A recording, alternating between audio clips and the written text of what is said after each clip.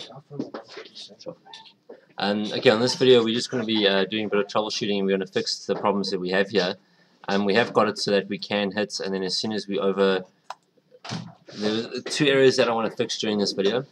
The first one is that when I press start game, it adds onto the cards that were already there. It's not actually clearing the cards, even though it technically should have. And then the second one is when you do actually hit again and you lose, it doesn't first show the card and then say you lose. It literally just immediately says you lose without you actually seeing that you've got it too much.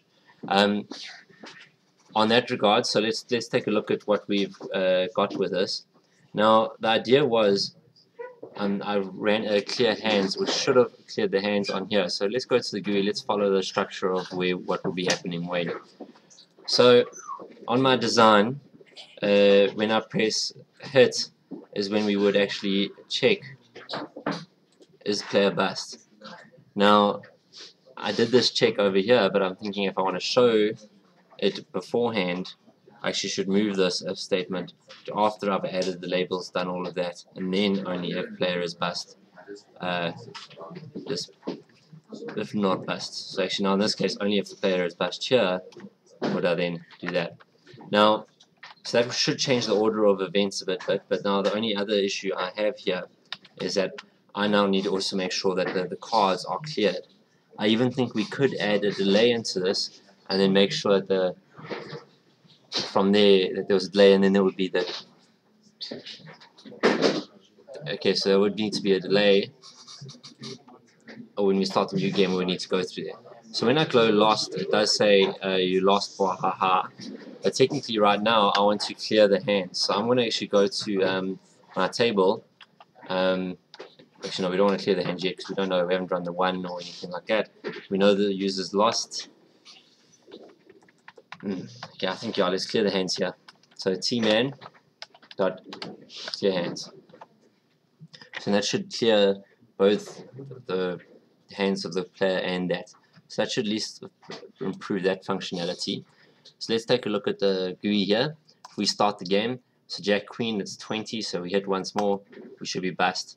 And now at least it does show the fact that we bust. It shows the third card in there, so we can clearly say that we're lost, and we go okay. Now let's see if it happens, but now we've got a Queen, Jack, and a 4 of clubs. Let's see if we actually, if we start a new game, if it does clear the hands. Okay, so the Queen, Jack, and 4 of clubs is still present there, so something is not being cleared properly because it's just re-adding it. Same with the computer hand, the computer hand's there. So my clear hands obviously aren't actually clearing the hands properly. So what I have done is I've initialized, I've got new hand. So this should actually override it. Cards, num cards is equal to 0, bust is equal to false. Okay, so that should be brand new.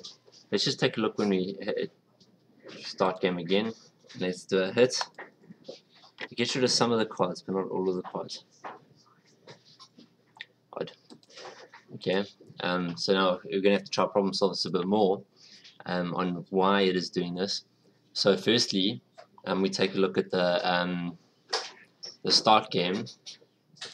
So when we actually populate the new cards on there, so we should at some point clear the pan hand. Okay, so one, I'm a bit worried that we're not actually clearing our videos. So when we start the game, we're not going pan hand and make sure that it is clear. So I think it's just a matter of the fact that I haven't removed all objects. What you'll notice is that the value on the right hand side says 13, so it looks like the value is correct and the hands are correct. It's just that I haven't actually updated my screen to work with that. And the same thing would be with my computer. My computer hand I should also clear, so I should do the same for my computer hand. I'm going to comment out the system about the print line because we have that working now. So now we're just going to go pan computer hand dot removal as well. So just make sure we clear it, and that should hopefully solve that problem. So here we've gone, we've just done a bit of problem solving, and I'm hoping it should be so start program, it's a value 12, hit 22, you lost, wahaha. Okay, so let's start game again. Ooh, okay, that's better, but it didn't actually repaint it properly because it looks like that 10 came in there. So hits, we lost, start game. So it keeps leaving a bit of an overlap there. It does actually reset the hands, but it's not actually working with that. And this can be tricky with working with GUI components. Sometimes it does things like this. So instead of remove all, we maybe also need to do a,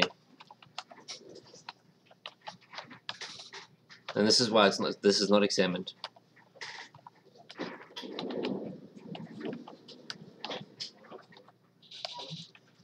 So literally all I'm doing, there is also a method called repaint, but I've had hassles with that. And you don't have to worry about the logistics of this at your guys' level. You're in the grade 11 level, you don't need to worry about the GUI to this level. On your university, which you deal with GUI on these structures. Okay, so let's see if this will fix it. So if I go OK, and also you would use that paint object if you guys ever want to create in the swing frames or whatever, a game with moving objects and so forth. That becomes important. Okay, so that paint now does work. So you'll see now when I do bust, 21, you lost, wahaha, start game, it is working now.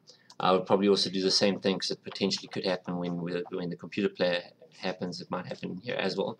So I'll do the same thing here, pan, computer hand, dot, paint, pan, computer hand. So basically what we're doing is we're just repainting it, forcing it to repaint. There is a method called repaint. I've had a bit of hassles with this repaint method where it hasn't worked for me in the past. So that's why I've just gone paint. I'm sure with the updated versions and stuff they've sorted out the problem with that. Yeah, so we've now solved the two issues that this particular video is about. It's just about solving the two issues that I was having. On the next video, after I've done register for the day, we're going to be going through now the computer player. So we start game, hit, you lost, wahaha. Now the next part of the game we would go, okay, if I chose to stand at this value, I would now need the computer to now play against us. And remember the dealer has certain rules where when it gets to 17, they no longer hit. And the player will only happen after. So we'll have to look into that. That will be the next video, and I hope that will be the last video. Once I get the computer player to work, that'll be the last video, and this will be done. Enjoy your day.